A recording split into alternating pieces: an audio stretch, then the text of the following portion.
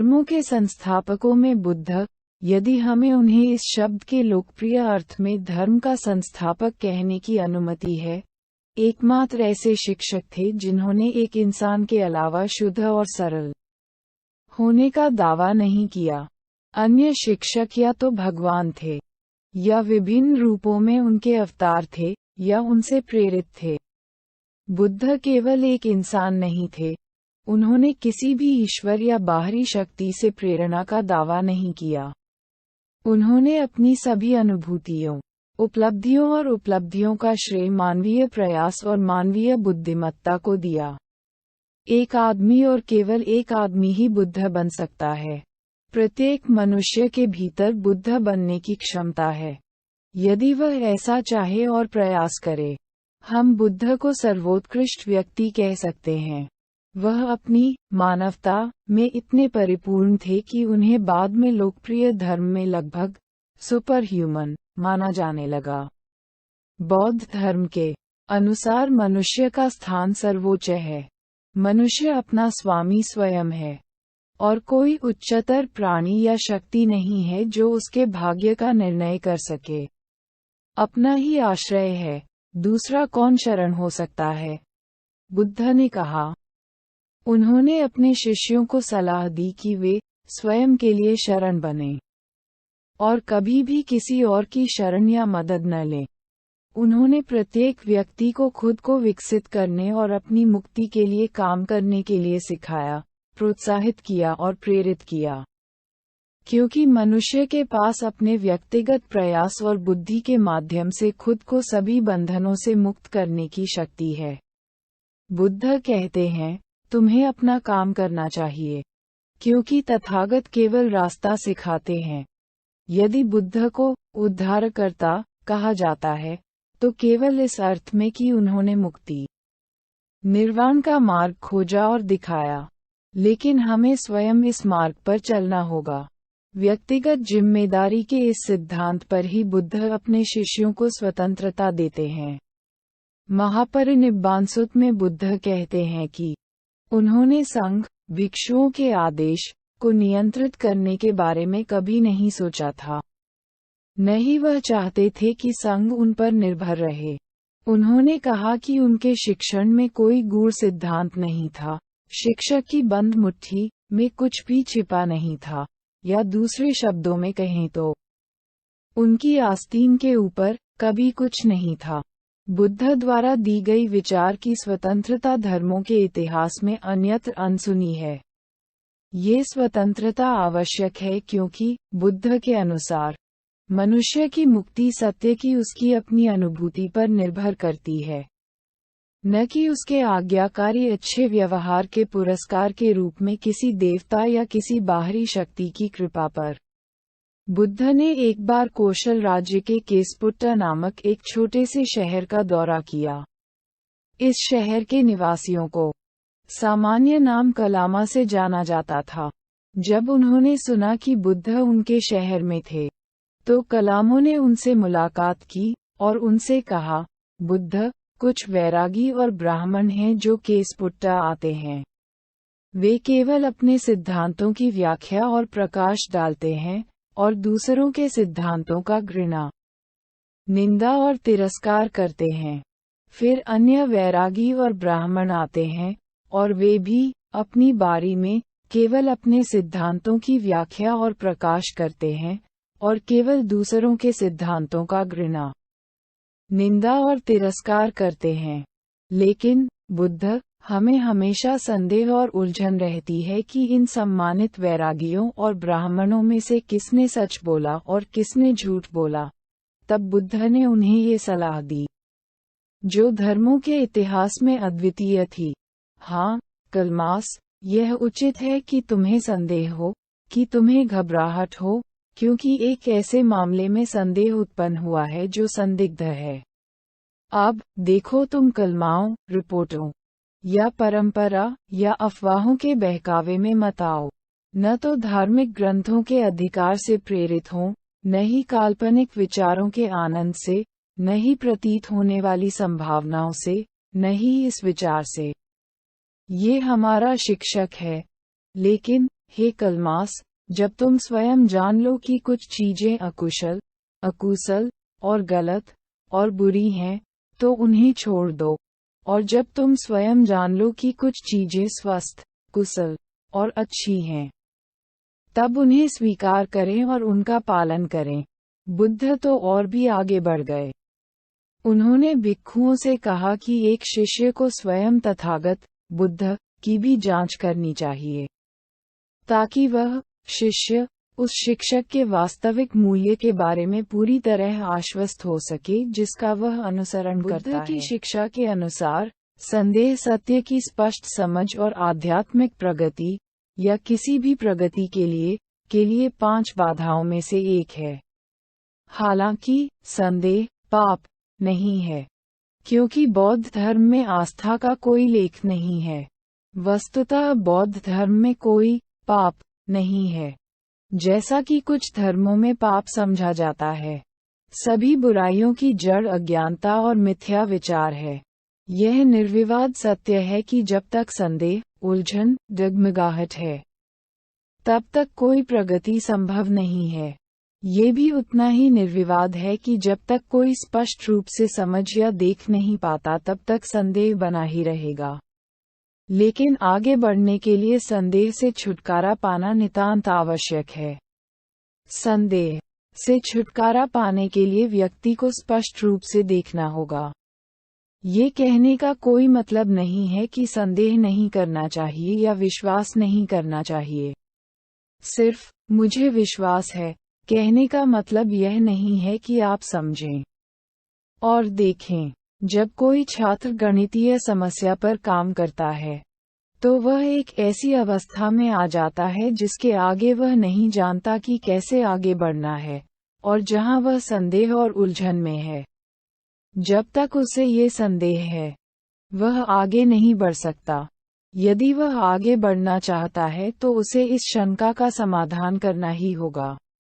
और उस संदेह को हल करने के तरीके हैं केवल मुझे विश्वास है या मुझे संदेह नहीं है कहने से निश्चित रूप से समस्या का समाधान नहीं होगा। बिना समझे किसी बात पर विश्वास करने और उसे स्वीकार करने के लिए बाध्य करना राजनीतिक है, आध्यात्मिक या बौद्धिक नहीं। बुद्ध हमेशा संदेह को दूर करने के लिए उत्सुक रहते थे।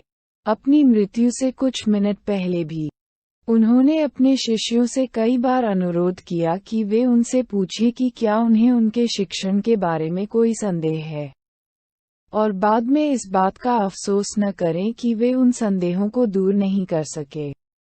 परंतु शिष्य चुप थे। तब उन्होंने जो कहा वह मार्मिक था। यदि गुरु के प्रति सम्मान के कारण ही आप कुछ नहीं पूछते हैं, तो अपने किसी मित्र को संदेह के बारे में सूचित करें ताकि बाद में आपका मित्र गुरु के साथ संदेह को दूर कर सके।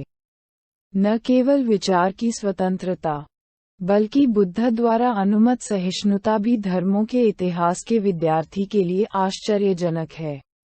एक बार नालंदा में उपाली नाम के एक प्रमुख और धनी गृहस्थ, जो निगंठ नटपुत जैन महावीर के एक प्रसिद्ध शिष्य थे, को स्वयं महावीर ने स्पष्ट रूप से बुद्ध से मिलने और कर्म के सिद्धांत के कुछ बिंदुओं पर तर्क में उन्हें हराने के लिए भेजा था, क्योंकि इस विषय पर बुद्ध के दृष्टिकोण महावीर से भिन्न थे, अपेक्षाओं के बिल्कुल विपरीत। चर्चा के अंत में उपाली को विश्वास हो गया कि बुद्ध के विचार सही थे और उनके गुरु के विचार गलत थे। इसलिए उसने बुद्ध से विनती की कि वह उसे अपने सामान्य शिष्यों में से एक के रूप में स्वीकार कर ले। लेकिन बुद्ध ने उससे इस पर पुनर्विचार करने और जल्दबाजी न करने के लिए कहा, क्योंकि सावधानीपूर्वक विचार करना आप जैसे प्रसिद्ध लोगों के लिए अच्छा है।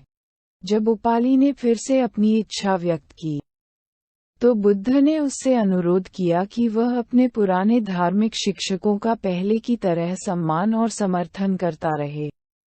3वीं शताब्दी ईसा पूर्व में भारत के महान बौद्ध सम्राट अशोक ने सहिष्णुता और समझ के इस महान उदाहरण का पालन करते हुए अपने विशाल साम्राज्य में अन्य सभी धर्मों का सम्मान और समर्थन किया। चट्टान पर उकेरे गए अपने एक शिलालेख में, जिसकी मूल प्रति कोई आज भी पढ़ सकता है, सम्राट ने घोषणा की, किसी को केवल अपने धर्म का सम्मान नहीं करना चाहिए और दूसरों के धर्मों की निंदा नहीं करनी चाहिए, बल्कि किसी को इस या उस कारण से दूसरों के धर्म का सम्मान करना चाहिए। ऐसा करने से व्यक्ति अपने धर्म को बढ़ने में मदद करता है और दूसरों के धर्म की भी सेवा करता है। अन्यथा आचरण करके व्यक्ति अपने धर्म की कब्र खोदता है और दूसरे धर्म को भी हानि पहुंचाता है। जो कोई अपने धर्म का सम्मान करता है और दूसरे धर्म की निंदा करता है, वह वास्तव में अपने धर्म के प्रति समर्पण के माध्यम से ऐसा करता है, ये सोचकर कि मैं अपने धर्म की महिमा करूंगा। लेकिन इसके विपरीत, ऐसा करके वह अपने ही धर्म को और अधिक गंभीर चोट पहुंचाता है। इसलिए सौहार्द अच्छा है, सभी की सुने और दूसरों द्वारा बताए गए सिद्धांतों को सुनने के लिए तैयार रहें। हमें यहाँ ये जोड़ना चाहिए कि सहानुभूतिपूर्ण समझ की यह भावना शुरू से ही बौद्ध संस्कृति और सभ्यता के सबसे प्रिय आदर्शों में से एक रही है। इसके 2500 वर्षों के लंबे इतिहास में लोगों को बौद्ध धर्म में परिवर्तित करने या इसके प्रचार प्रसार में उत्पीड़न या रक्त की एक बूंद बहाने का एक भी उदाहरण नहीं मिलता है। ये पूरे एशिया महाद्वीप में शांतिपूर्वक फैल गया, जिसके आज 500 मिलियन से अधिक अनुयायी हैं। किसी भी रूप में, किसी भी बहाने से हिंसा बिल्कुल बुद्ध की शिक्षा के विरुद्ध है। ये प्रश्न अक्सर पूछा जाता है, क्या बौद्ध धर्म एक धर्म है या एक दर्शन? इससे कोई फर्क नहीं पड़ता कि आप इसे क्या कहते हैं। बौद्ध धर्म वैसा ही है जैसा आप उस पर कोई भी लेबल लगा दें। लेबल सारहीन है, यहाँ तक कि बौद्ध धर्म का लेबल भी, जो हम बुद्ध की शिक्षाओं को देते हैं, बहुत कम महत्व रखता है। इसे जो नाम दिया गया है वह अनावश्यक है। नाम में क्या रखा है? जिसे हम गुलाब कहते हैं, दूसरे नाम से उतनी ही मीठी खुशबू आएगी। उसी तरह सत्य को किसी लेबल की आवश्यकता नहीं है। वह न तो बौद्ध है, न ईसाई, न हिंदू और न ही मुस्लिम। इस पर किसी का एकाधिकार नहीं है। सांप्रदायिक लेबल सत्य की स्वतंत्र समझ में बाधा हैं, और वे मनुष्य के दिमाग में हानिकारक पूर्वाग्रह पैदा करते हैं। यह न केवल बौद्धिक और आध्यात्मिक मामलों में, बल्कि मानवीय संबंधों में भी सच है।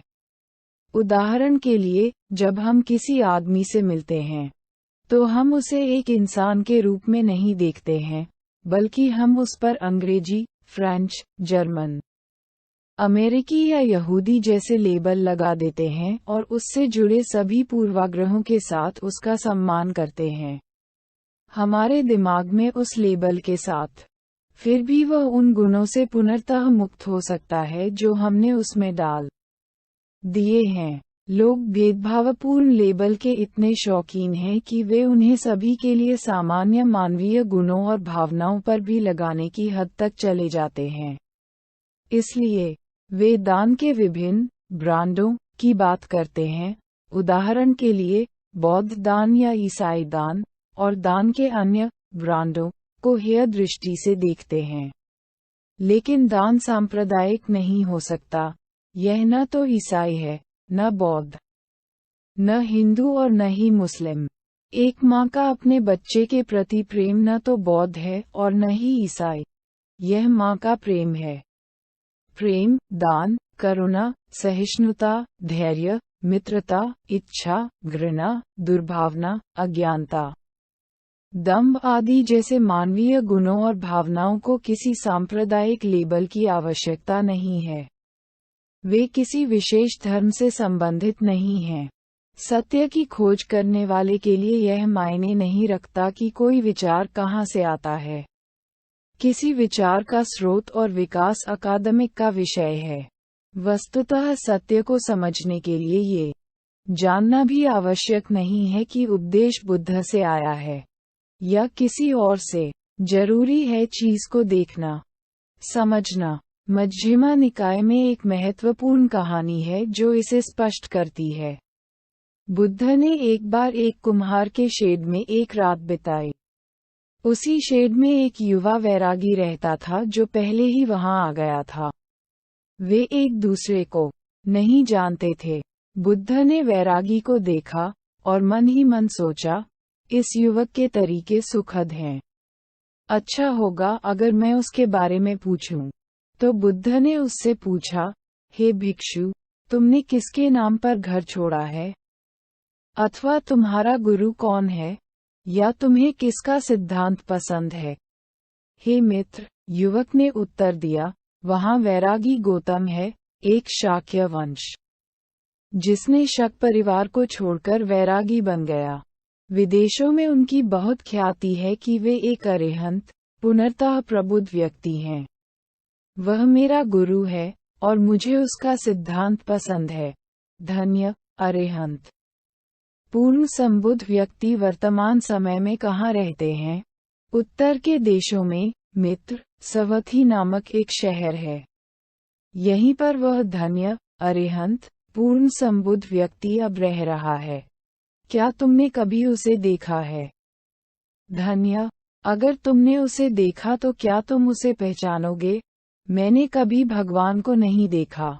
नहीं, अगर मैंने उसे देखा तो मुझे उसे पहचानना चाहिए। बुद्ध को एहसास हुआ कि उनके नाम पर ही यह अज्ञात युवक घर छोड़कर वैरागी बन गया था, लेकिन अपनी पहचान बताए बिना उन्होंने कहा, हे भिक्षु, मैं तुम्हें सिद्धांत सिखाऊंगा। सुनो और ध्यान दो, हम बात करेंगे।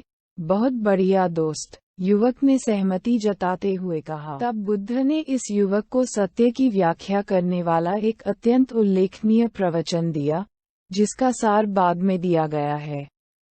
प्रवचन के अंत में ही इस युवा वैरागी, जिसका नाम पुकुसाती था, को एहसास हुआ कि जिसने उससे बात की थी वह स्वयं बुद्ध थे। इसलिए वह उठा, बुद्ध के सामने गया, गुरु के चरणों में झुक गया और अनजाने में उन्हें मित्र कहने के लिए माफी मांगी। फिर उसने बुद्ध से उसे नियुक्त करने और संघ के आदेश में शामिल करने की प्रार्थना की। बुद्ध ने उससे पूछा कि क्या उसके पास भिक्षा पात्र और वस्त्र तैयार हैं। जब पुकुसाती ने नहीं में उत्तर दिया, तो बुद्ध ने कहा कि तथागत किसी व्यक्ति को तब तक नियुक्त नहीं करेंगे जब तक कि भिक्षा पात्र और वस्त्र तैयार न हो जाएं। इसलिए पुकुसाती एक भिक्षा पात्र और वस्त्र की तलाश में निकला, लेकिन दुर्भाग्य से एक गाय ने उसे कुचल दिया और उसकी मृत्यु हो गई। बाद में, जब ये दुखद समाचार बुद्ध तक पहुंचा, तो उन्होंने घोषणा की कि पुकुसाती एक बुद्धिमान व्यक्ति थे, जिन्होंने पहले ही सत्य को देख लिया था और निर्वाण की प्राप्ति में अंतिम चरण प्राप्त कर लिया था, और उनका जन्म एक ऐसे क्षेत्र में हुआ था जहां वह एक बन जाएंगे। अंततः अरिहंत का निधन हो गया, फिर कभी इस दुनिया में वापस नहीं लौटने के लिए। इस कहानी से यह बिल्कुल स्पष्ट है कि जब पुकुसाती ने बुद्ध की बात सुनी और उनकी शिक्षा को समझा, तो उन्हें नहीं पता था कि उनसे कौन बात कर रहा है या ये किसकी शिक्षा है। उन्होंने सत्य को देखा। दवा अच्छी होगी तो बीमारी ठीक हो जाएगी। ये जानना जरूरी नहीं है कि इसे किसने तैयार किया या ये कहां से आया। लगभग सभी धर्म विश्वास पर बने हैं, बल्कि ऐसा प्रतीत होता है कि यह अंध विश्वास है। लेकिन बौद्ध धर्म में आस्था या विश्वास पर नहीं बल्कि देखने, जानने, समझने पर जोर दिया गया है। बौद्ध ग्रंथों में एक शब्द है श्रद्धा, जिसका अनुवाद आमतौर पर आस्था या विश्वास के रूप में किया जाता है। लेकिन श्रद्धा इस तरह से विश्वास नहीं है, बल्कि दृढ़ विश्वास से निकली आत्मविश्वास हड्डी है। लोकप्रिय बौद्ध धर्म में और ग्रंथों में सामान्य उपयोग में भी श्रद्धा शब्द ये स्वीकार किया जाना चाहिए, इस अर्थ में विश्वास का एक तत्व है कि यह बुद्ध धम्म शिक्षण और संघ के प्रति समर्पण का प्रतीक है। चौथी शताब्दी के महान बौद्ध दार्शनिक असंग के अनुसार श्रद्धा के 3 पहलू हैं। 1. पूर्ण और दृढ़ विश्वास की कोई चीज है। 2. अच्छे गुणों पर शांत आनंद। 3.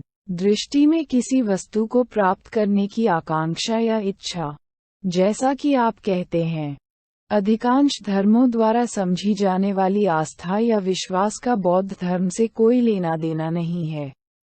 विश्वास का सवाल तब उठता है जब शब्द के हर अर्थ में कोई देखना नहीं होता।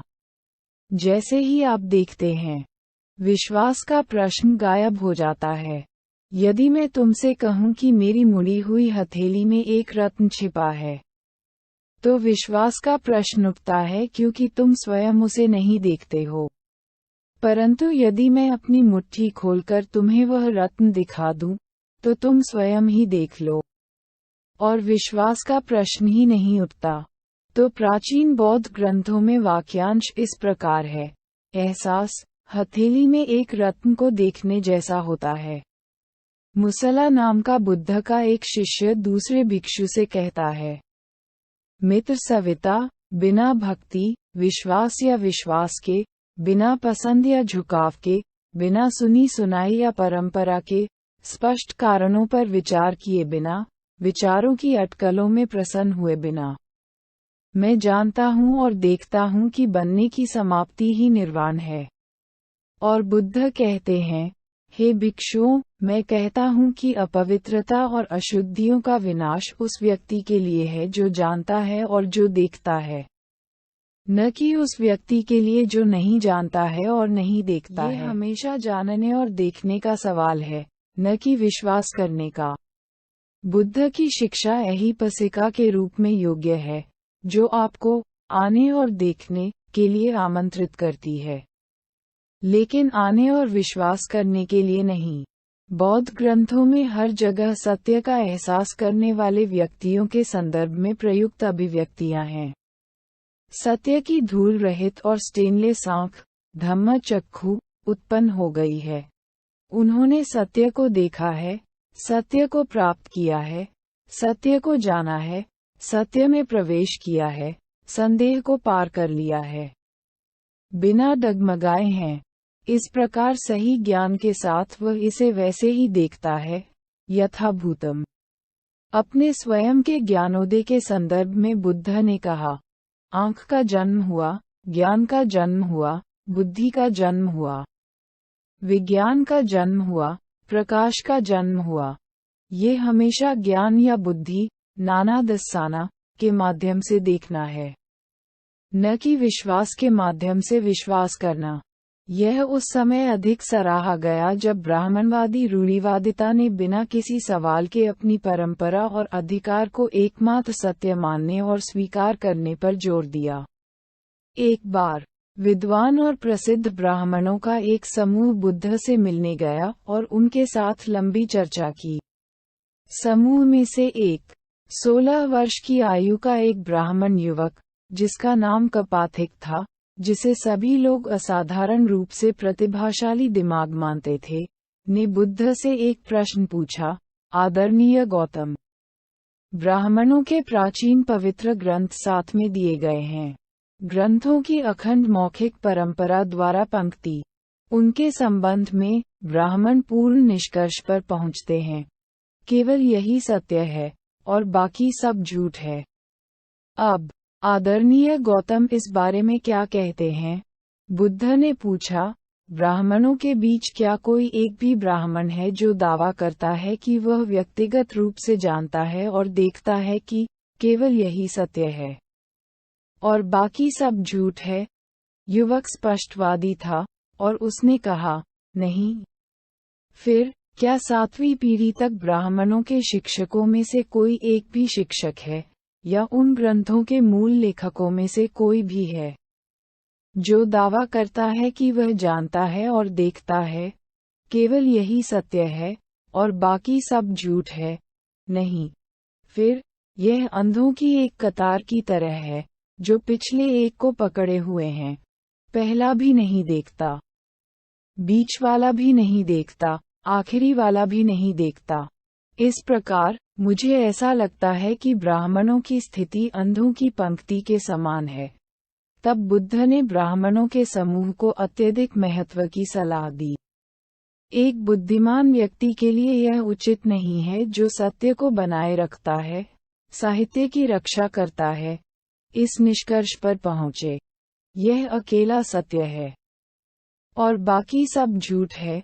युवा ब्राह्मण द्वारा सत्य को बनाए रखने या उसकी रक्षा करने के विचार को समझाने के लिए पूछे जाने पर बुद्ध ने कहा, एक व्यक्ति के पास एक विश्वास होता है। यदि वह कहता है, यह मेरा विश्वास है, तो अब तक वह सत्य को बनाए रखता है, लेकिन इसके द्वारा वह आगे नहीं बढ़ सकता है। पूर्ण निष्कर्ष, यह अकेला सत्य है और बाकी सब झूठ है। दूसरे शब्दों में, एक आदमी उस पर विश्वास कर सकता है जो उसे पसंद है, और वह कह सकता है, मैं इस पर विश्वास करता हूँ।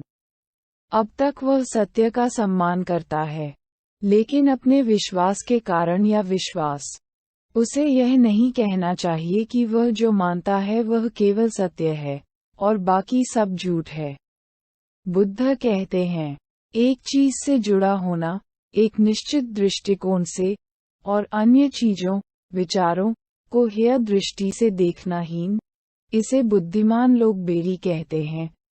एक बार बुद्ध ने अपने शिष्यों को कारण और प्रभाव का सिद्धांत समझाया और उन्होंने कहा कि उन्होंने इसे देखा है और इसे स्पष्ट रूप से समझा है। तब बुद्ध ने कहा, हे भिक्षुओं, ये दृश्य भी, जो इतना शुद्ध और स्पष्ट है, यदि आप इससे चिपके रहते हैं, यदि आप इसे प्यार करते हैं, यदि आप इसे संजोते हैं, यदि आप इससे जुड़े हुए हैं, तो आप इसे नहीं समझते हैं। ये शिक्षा बेड़ा के समान है, जो पार जाने के लिए है, पकड़ने के लिए नहीं। बुद्ध इस प्रसिद्ध उपमा की व्याख्या करते हैं जिसमें उनकी शिक्षा की तुलना पार करने के लिए एक नाव से की जाती है, न कि पकड़कर अपनी पीठ पर ले जाने के लिए। हे भिक्षुओं, एक आदमी यात्रा पर है। वह नदी के एक विशाल विस्तार पर आता है।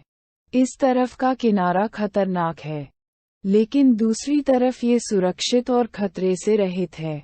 कोई भी नाव दूसरे किनारे तक नहीं जाती जो सुरक्षित और खतरे से रहित हो, न ही उस पार जाने के लिए कोई पुल है। वह अपने आप से कहता है, ये नदी विशाल है और इस तरफ का किनारा खतरे से भरा है, लेकिन दूसरी तरफ ये सुरक्षित और खतरे से रहित है। कोई नाव दूसरी तरफ नहीं जाती है, नहीं पार करने के लिए कोई पुल है। इसलिए अच्छा होगा यदि मैं नाव बनाने के लिए घास, लकड़ी, शाखाएं और पत्तियां इकट्ठा करूं और नाव की मदद से अपने हाथों और पैरों से मेहनत करते हुए सुरक्षित रूप से दूसरी तरफ पार कर जाऊं। हे भिक्षुओं, फिर वह आदमी घास, लकड़ी, शाखाएं और पत्तियां इकट्ठा करके एक नाव बनाता है और उस नाव की मदद से अपने हाथों और पैरों से प्रयास करते हुए सुरक्षित रूप से दूसरी तरफ पार कर जाता है। पार करके दूसरी ओर पहुंचने पर वह सोचता है, इस नाव ने मेरी बहुत मदद की।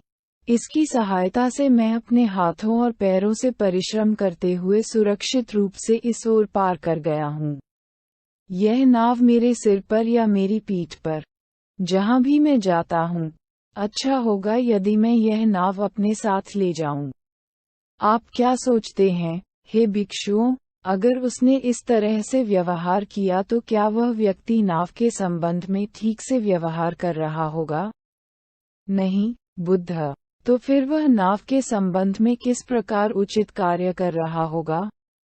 पार करके दूसरी ओर जाने पर, मान लीजिए कि उस मनुष्य को ये सोचना चाहिए, यह नाव मेरे लिए बहुत मददगार थी।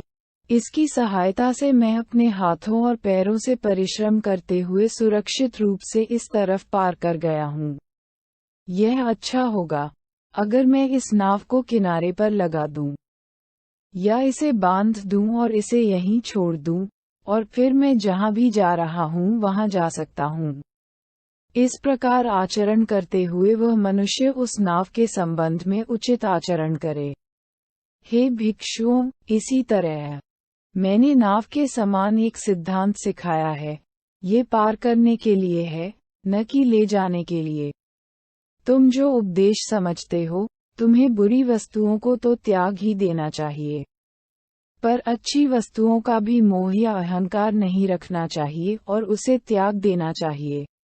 इस दृष्टांत से यह बिल्कुल स्पष्ट है कि बुद्ध की शिक्षा मनुष्य को सुरक्षा, शांति, खुशी, धीरज, निर्वाण की प्राप्ति तक ले जाने के लिए है। बुद्ध द्वारा सिखाया गया संपूर्ण सिद्धांत इसी लक्ष्य की ओर ले जाता है। उन्होंने सिर्फ बौद्धिक जिज्ञासा शांत करने के लिए बात नहीं कही। वह एक व्यावहारिक शिक्षक थे और केवल वही चीजें सिखाते थे जो मनुष्य को शांति और खुशी दे।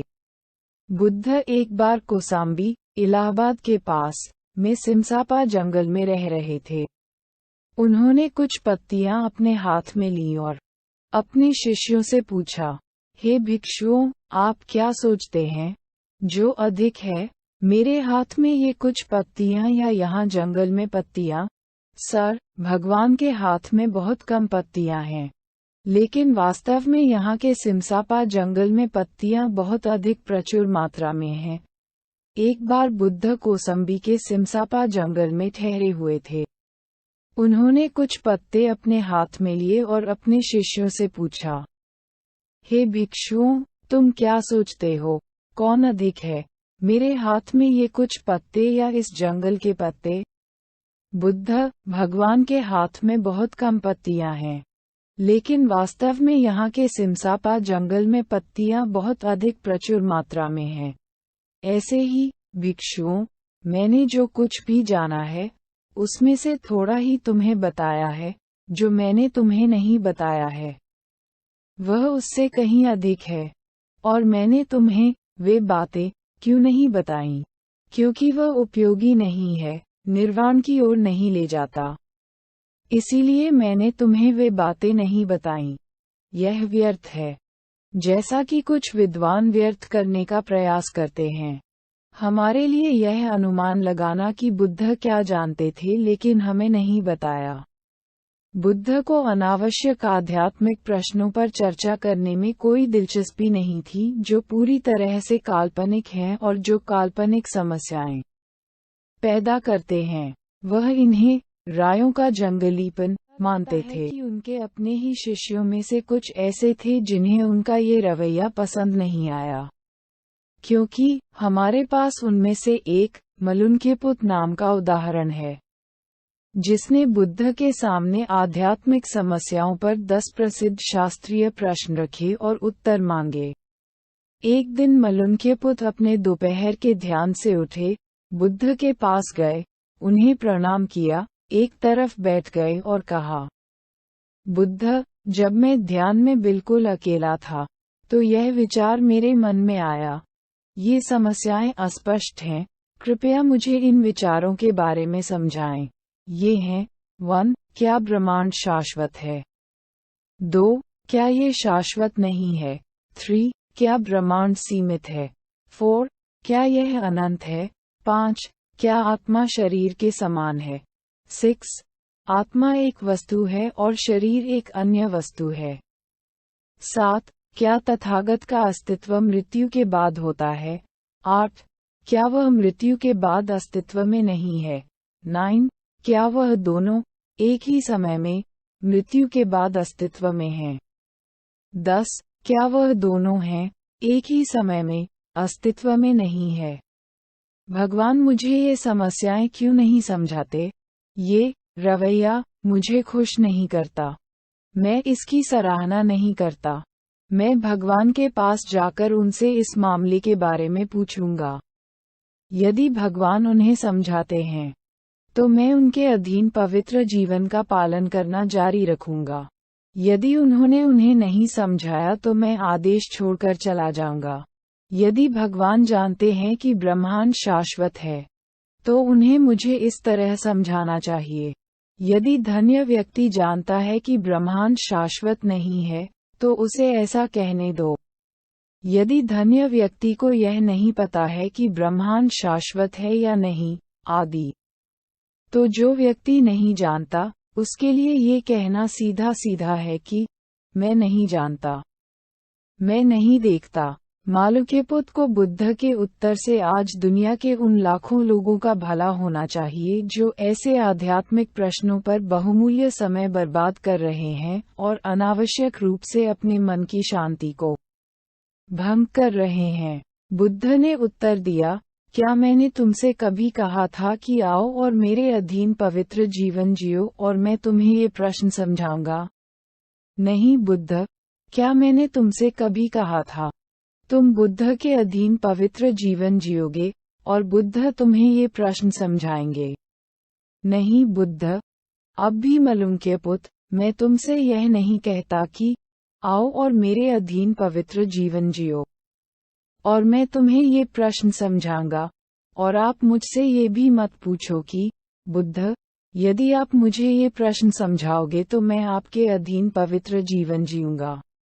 आप मूर्ख हो अपनी इस स्थिति के कारण।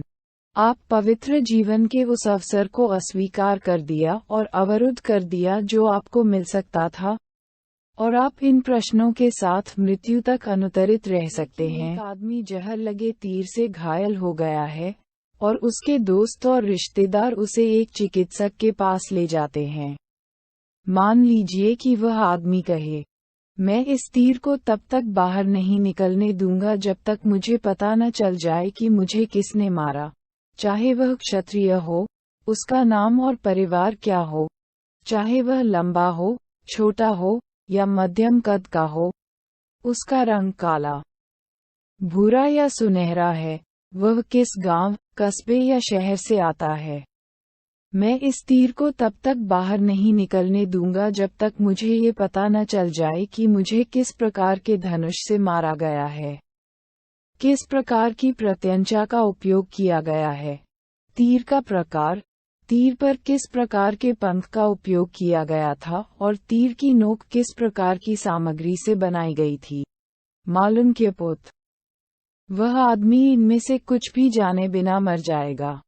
फिर भी अगर कोई कहता है, मैं सज्जन व्यक्ति के अधीन पवित्र जीवन का पालन नहीं करूंगा जब तक कि वह इन सवालों का जवाब नहीं देता, जैसे कि ब्रह्मांड शाश्वत है या नहीं आदि, वह तथागत द्वारा अनुत्तरित इन सवालों के साथ मर जाएगा। तब बुद्ध ने मालूक्यपुत को समझाया कि पवित्र जीवन इन विचारों पर निर्भर नहीं करता है। इन समस्याओं के बारे में किसी की जो भी राय हो, जन्म, बुढ़ापा, क्षय, मृत्यु, दुख, विलाप, पीड़ा, शोक, संकट हैं, जिसकी समाप्ति अर्थात निर्वाण मैं इसी जीवन में घोषित करता हूँ।